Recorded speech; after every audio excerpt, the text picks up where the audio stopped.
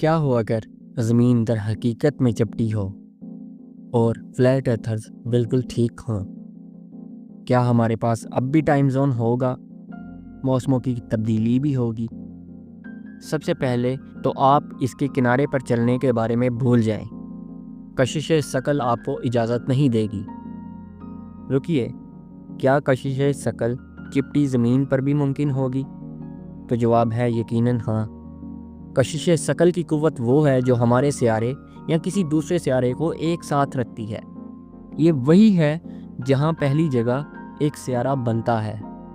Pain cake کی شکل والی زمین کی صورت میں کشش ثقل کی قوت آپ کو مرکز کی طرف کھینچ لے گی، اور جب آپ اس سے دور جانے کی کوشش کریں گے تو اور مضبوط ہو جائیں گے۔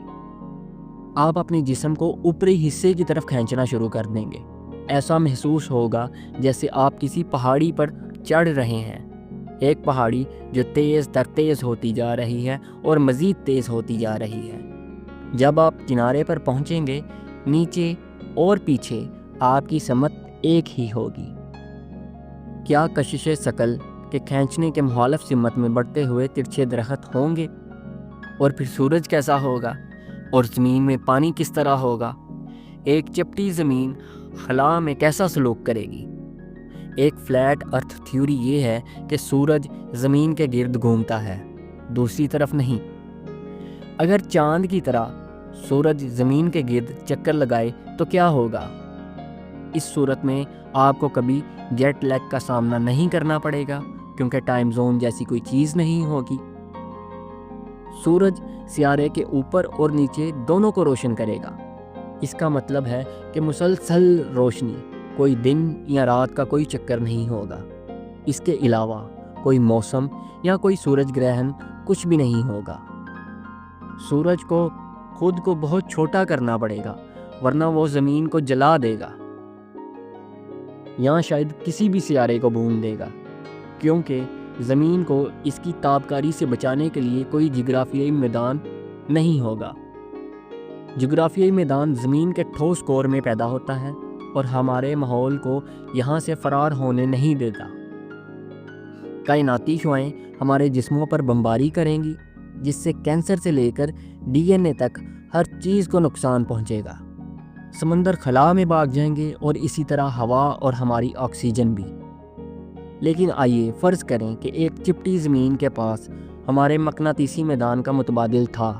فرض کریں آپ کا ایک دوست آپ جیسا ہی لمبا تھا، لیکن وہ 1000 میل دور رہتا تھا۔ دھوپ والے دن آپ کے سائے ایک ہی لمبائی کے ہوں گے۔ کروی زمین پر سورج کی کرنیں آپ دونوں کو ایک ہی زاویے سے ٹکرائیں گی، اور آپ دونوں ملیں گے تو سفر بہت مختلف ہوگا۔ آئیے فلیٹ ارتھ سوسائٹی کی طرف سے متعارف کرایا گیا نقشہ لیتے ہیں۔ ہاں، وہی نقشہ جو مرکز میں آرکٹک اور انٹارکٹیکا کو کناروں کے گرد برف کی دیوار کی طرف دکھاتا ہے۔ اس دنیا میں آپ کو آسٹریلیا سے ارجنٹائن تک اڑان بھرنے میں 32 گھنٹے لگیں گے۔ مصنوعی سیارے کسی چپٹی زمین کو چکر لگانے کے قابل نہیں ہوں گے، جس سے انسانیت کو بغیر کسی نیویگیشن یا کسی جی پی ایس کی کوئی ضرورت نہیں پڑے گی۔ اس کا مطلب ہے کہ کوئی اے ٹی ایم نہیں ہوگا، کوئی کریڈٹ کارڈ نہیں ہوگا، کوئی تیز رفتار اسٹاک مارکیٹ کا لین دین نہیں ہوگا۔ دوربین کے ایک اچھے جوڑے کے ساتھ آپ دبئی کے برج خلیفہ کو ہموار دنیا کے کسی بھی حصے سے دیکھ سکتے ہیں۔ لیکن آئیے ایماندار بنیں، آپ کو یہ دیکھنے کے لیے اپنا راکٹ بنانے کی ضرورت نہیں ہے، کیونکہ زمین چپٹی نہیں ہے۔ ثبوت ہمارے چاروں طرف ہے۔